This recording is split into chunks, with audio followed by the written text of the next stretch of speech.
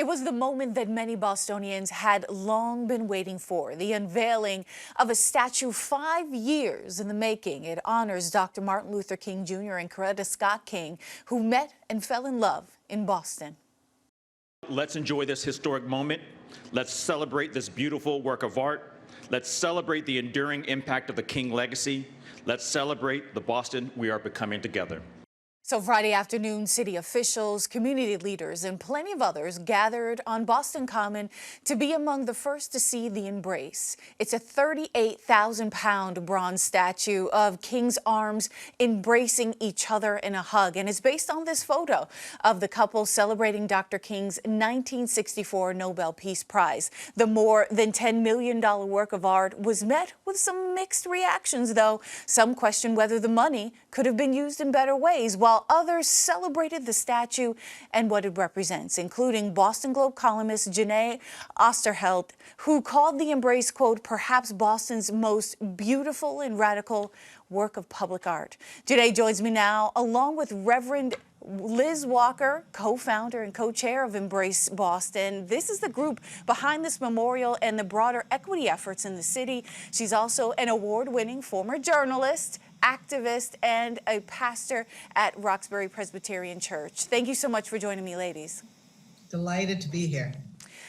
So I want to start, Jeneé, with your incredible column about the embrace. Tell me about what you want folks to take away from that piece of writing, because we just pulled a quote. You called it a radical work. Why is it radical? So we have very few works of public art that celebrate Black leaders, and even fewer works of public art that celebrate love. Most of our monuments in this nation are tributes to war and the victors of it, or those who sacrificed in the violence of war. It's where the nation was rooted, it was birthed by violence, so it's no wonder that so often the things we put money behind to tell a public narrative are violent. So for something so tender and soft as the King's arms wrapped around each other, holding each other and lifting each other up, it's beautiful, it's radical, it's a narrative that is not just, it's very often denied from Black people. Us being able to express love that way, so tender and beautiful and revolutionary, we don't get to have that. We don't get to have joy. So anytime we take it, make it, and cultivate it, it's a radical act. And for Hank Willis Thomas to have chosen that form of expression, it's special, it's powerful. I know people are upset that their faces aren't there, but I think that allows for all of us to see ourselves in the embrace, for all of us to be held, for us to ask ourselves, who are you holding lately and who are you holding space for? Are you embracing yourself? Do you love yourself? Can you love others? I mean, that's the beauty of abstract work. But I have to say, it seemed like all of the folks who were perhaps confused by what it looked like, didn't understand the intent behind the art, or say they don't understand it. It felt like some of that was drowning out the purpose and the message that the Embrace and the Embrace Committee was trying to get across. Liz, do you think that some of the rhetoric, the folks who are like, we don't understand what it looks like some other things, do you think that that started to drown out the message? You know, what we forget here is that we're talking about eternity. This statue, this memorial is going to be there when I'm gone, baby. It's going to be there when you're gone. That's the whole point of it. So it's going to take time to have discussions about it. I love the fact that we're discussing it. I never would have thought of it like some people think about it, but art is supposed to engage us. It is never going to satisfy everybody. It's never going to be something that we all see in the same way. Jeneé's column was fabulous, but what I want to add to her writing about this tender love is what the Kings embody, and their work is about the power of love, because this love that starts in a tender embrace is also the love that transforms hearts. You see, and we don't talk, just like Jeneé wrote, we don't talk about love in the public square. Well, now we have an opportunity to talk about it and to talk about all of its power, its transformative power, because that was what catapulted King into this movement. And for one shining moment, it worked. So, can we do something about that? The rest of this conversation is expected. I am not surprised by it. I was surprised by some of the low-endedness of it, but you know what? I'm old school, so that's all. I guess that's how we talk now. But I wasn't surprised that we would have controversy about it. But did it have to be radical is my other question, because I think about when we're talking about the civil rights movement, when we're talking about other social movements, sometimes you need a thing that may shock some people or may be a little bit confusing to some people. And I wondered if it had to be radical. What do you think, Jeneé? I think no matter what, it would have been met with some backlash. I think even if we did a beautiful statue, like the most important, like one of our other most important works, like we did something like our Phyllis Wheatley piece, I think there still would have been some conversation about, was the nose right? Or there's always some backlash, especially when you're dealing with public art. Did it need to be radical? Liberation, to me, is our most important love language. So it's always going to be radical. It's always going to be radical. It's always going to be pushing against a certain narrative or a certain lie we believe about what it means to be celebrated and what freedom should look like and feel like. I don't feel like it drowned out the celebration of the moment. I was there on Friday. I was there on Sunday. Like, the joy in this city was felt.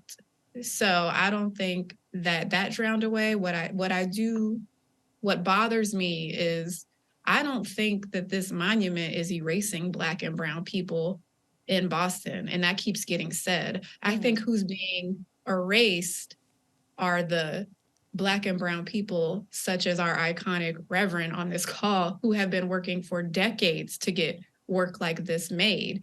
When you say things like, oh, the embrace is racist, or it represents how Boston treats its people of color, you're taking away from the work that all of these Black and brown folks have been doing for generations. It's like a lot of people who don't live in our city or who don't pay attention don't know who's behind this work. And the people behind this work are mostly Black people. And I'm going to shush up here and let the Reverend talk. But it's just like, it's really important to me that we talk about all the hands and all the labor that was done to get this monument, and not just this monument, but Embrace Boston, which is doing a ton of work, equity work, and a center is coming. This is beyond that. This piece is the beginning. Well, and for folks who may not know what Jeneé is speaking of, there has been some criticism that just because it is arms and shoulders, that it is a dismembering of Black bodies, and therefore it is racist. That's one of the things that's on social media right now. But Liz, I do want you to speak to that, this concept that because it is just arms and shoulders, that it's racist, that we could have done a statue that was more recognizable, that honored King and Coretta Scott King in a different way. What do you say to these folks who seem like they like, as we talked at the top of the show, maybe trying to drown out the work that Embrace Boston has done? I would just speak to them with love. I think that everybody has the right to feel how they feel. I know that was not put into it. I thought Jeneé's points were well made. I talked to Hank, and I think Hank has said this publicly. You really have to see it. You have to kind of step into it. And I know everybody's not going to get that opportunity, but let me just tell you to step into it and feel the warmth and feel the love, the womb-like love in standing under the statue. And then also just seeing, as I said, the power to change things. But I think we just have to give it time. I think we have to listen to people, but I think sometimes we speak out of our wounds, and we are wounded people. And so, of course, we're going to say, we're going to see what our wounds tell us to see. And that's what we have to heal. So the work ahead, the statue is only one thing, as you've said. The work ahead is on economic justice and cultural, uplift. And there's so much that we're going to do with this. But the fact that we are talking about it, I think that's powerful. We went to as many communities as we could in talking about this in the beginning. We did community meetings. Now, we went to 12th Baptist Church because the Kings worked at 12th Baptist Church in Boston. So that was the kind of one of the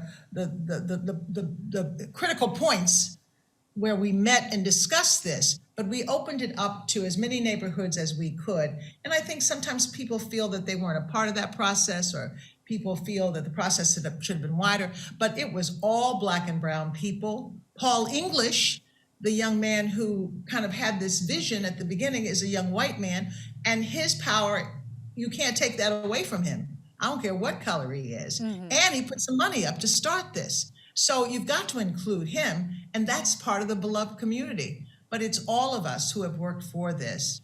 And again, these kind of memorials on this park, the oldest park in the country, this will be there for a long time. So I'm looking at the big picture.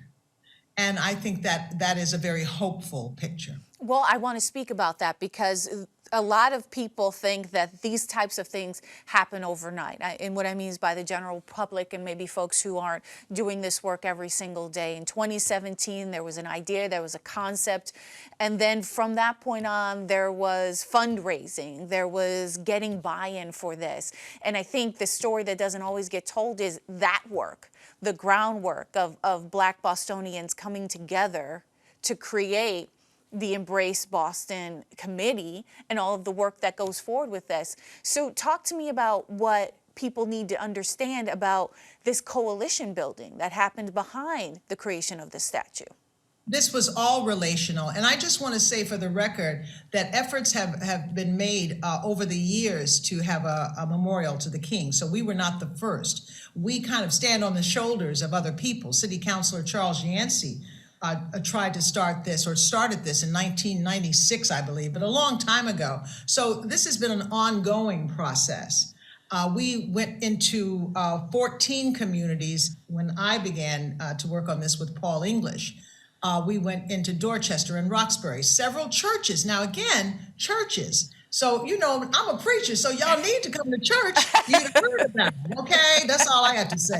But anyway, I'll go on from there. We reached out to community groups. Did we miss some? I think we probably did. But I made every effort because I love this city. I love Roxbury. I love Dorchester, Lower, Upper, all of it. I love Mattapan. I had a church there in those communities. So we reached out to all those people, East Boston, South Boston, the South End. Those were meetings that I made. I did not make them all, but Paul tried to, and we posted it in the library. I mean, it was kind of a public thing because we wanted as much input as we could get. And I think we did a good job.